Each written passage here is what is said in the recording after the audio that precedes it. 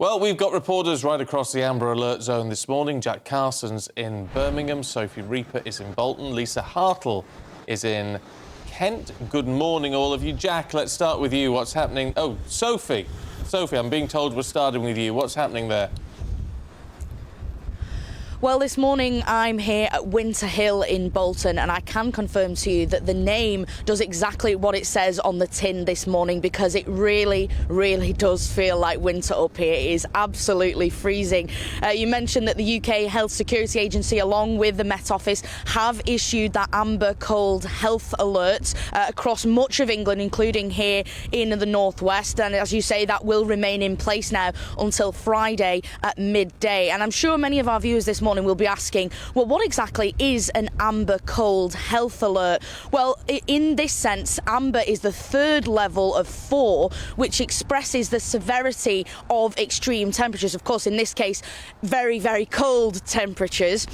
And what that means is we're expecting this to have an impact across the entire health service, as well as there being potential risk to the entire population. It also means that they've deemed a coordinated response as necessary. Now, I'm sure many of our viewers this morning will be concerned as temperatures approach that 0 freezing mark. Many people will be worried about freezing pipes, about ice on the roads, all that kind of thing. And I'm sure many of us will want to reach for the thermostats in our homes, but the issue lies that gas is so expensive right now that many people will feel they simply cannot afford to twist that thermostat up even by a few degrees, and realistically that is where the real danger to people's health will lie.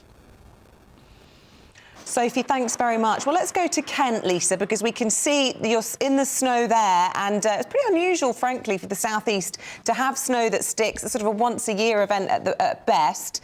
What's the situation where you are this morning? Well, I'm in Sevenoaks in Kent. Yesterday they saw the first snowfall of the year. Overnight there was more snowfall, and whilst it looks beautiful, that has of course meant that some of the roads there are warnings on because they are potentially dangerous to drive on. Now, overnight the gritters were out on the primary routes, ensuring that they are safe for motorists. But just driving here today, as soon as you come off the main roads, of course the quieter roads are very icy, and there's people I've watched the parents taking their kids to school this morning, doing that very tiptoe precarious walk to ensure they don't fall over on the ice. And weather forecasters are also predicting more snowfall for this area, and including Tunbridge Wells in particular, from this afternoon from midday to this afternoon. So just the warnings are just be careful on the roads, and if you're out and about, obviously walking on the pavements, to be careful as they are incredibly icy. OK, thank you. Let's head to the West Midlands then. Well, actually, I think you're in Coventry, aren't you, Jack?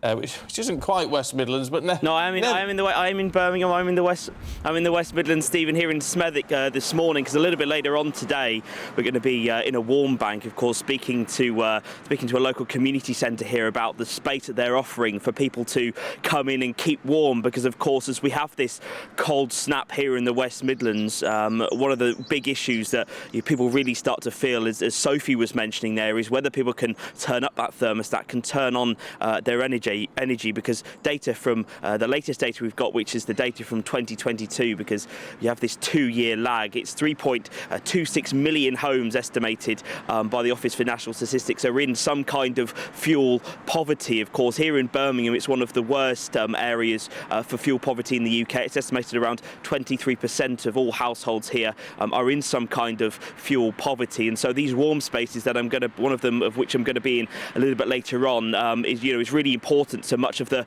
community, particularly here as well in Smethwick, not only for keeping warm, but also for those older people who we know at this time of year particularly suffer from the cold and loneliness as well. Gives them a chance to come and have a chat with each other, socialise, and of course keep warm as well. But the other picture of this cold snap here in Birmingham and here across widerly across the West Midlands and other parts of the Midlands is, of course, the still impact from that flooding from Storm Henk. Of course, we saw big parts of Worcester underwater. The River Severn burst its banks at multiple points as well. So this cold weather causing a very thin layer of ice over that standing water that's still not been able to go away is the other thing now that those households that are trying to recover from that flooding are having to deal with.